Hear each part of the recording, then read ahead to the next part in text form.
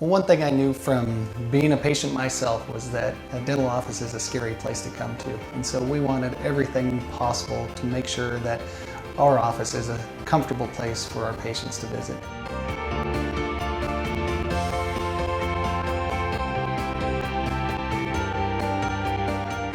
The patients that I have, my clients, have made me a part of this community, and we want to give back in every way possible.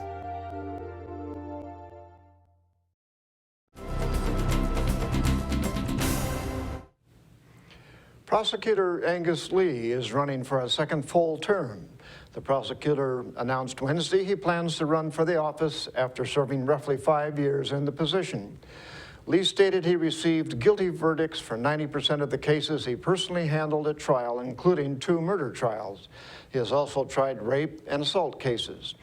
Along with his trial success, Lee pointed out he manages a 30-person staff and a $2.5 million budget.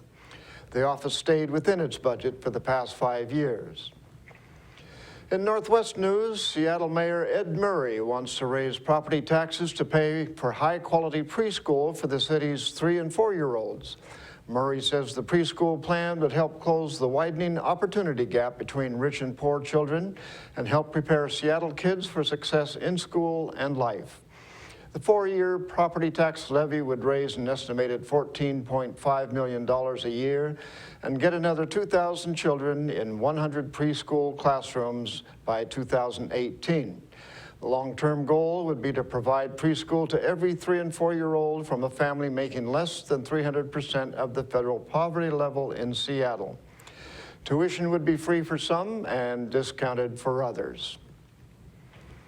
2 scuba divers were caught on camera fighting underwater off the coast of Kona, Hawaii. Here with the story is the Associated Press. An underwater fight between 2 scuba divers was caught on camera, leaving diver Renee Umberger without air under 50 feet of water off the Hawaii coast, highlighting a long-running conflict over the aquarium fish industry. Umberger, part of an activist group called For the Fishes, was documenting the actions of 2 aquarium fish collectors, when one collector suddenly turned around and darted about 40 feet towards her. Caught on camera from 2 angles, the collector rips off her air regulator, her life support underwater. Umberger, a diving instructor for 30 years, says the act could have killed a less experienced diver. She likened the act to attempted murder.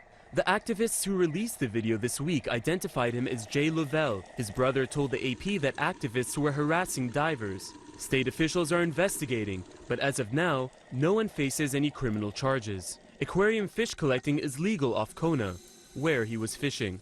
Salim Saeed, Associated Press. Governor Jay Inslee is asking the federal government for disaster declaration to help businesses and families in King County who were affected by a natural gas explosion. Inslee asked the Small Business Administration for a physical and economic disaster declaration for the North Bend explosion that occurred on April 25th and affected 29 businesses and homes.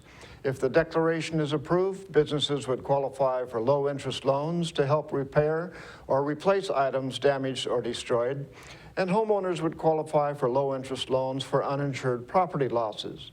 Businesses also would be eligible for low-interest loans to cover operating expenses. Oregon firefighters rescued a 600-pound bull from his perch on a river embankment. The bull was trapped after tumbling down a hill. Reporter Paul Craig reports. He seemed like he just was trapped and did not want to go very far. The water rescue team from Tualatin Valley Fire found a 600-pound bull stuck just feet from the Willamette River and at the bottom of a steep embankment. His owner was standing on the boat dock about 20 feet away from us, who said his name's Patrick, he's really nice. She said the bull's nice, don't worry, he has 1 sharp horn, 1 dull one, it won't be that bad. But bulls aren't necessarily known for being nice, and it was Blake Reichel's job to swim over to Patrick and find out for sure so they could proceed with the rescue. Video shot by TVFNR shows they got along just fine. Now let's try to figure out what plans we're going to do. They decided to take him back up the way he came down, by tying a rope to his harness. And we just continued to pull and push him up there, and as soon as he saw light and figured he was close to home, he really started going. We just tried to avoid being kicked. The only thing that threatened their progress, the thorns and branches in their path that they had to cut away. We're just trying to do the best we could because he looked like he was starting to get anxious and tired, and we didn't want to keep taking more time. There were no injuries to the rescuers or to the bull during this unusual situation. Yes, it's not a very frequent call. In fact, it was a first for Reichel, and one not likely repeated. It's amazing. Every day we do the job, nothing is ever the same, and I'm sure we will never have the same exact call again. It's a good thing rescuers got the bull back up the hill on the first try. The backup plan was to float the bull down the river to a more accessible rescue location. And that's going to do it for us here at iFIBER 1 News. We want to thank you for watching, and we'll see you again tomorrow.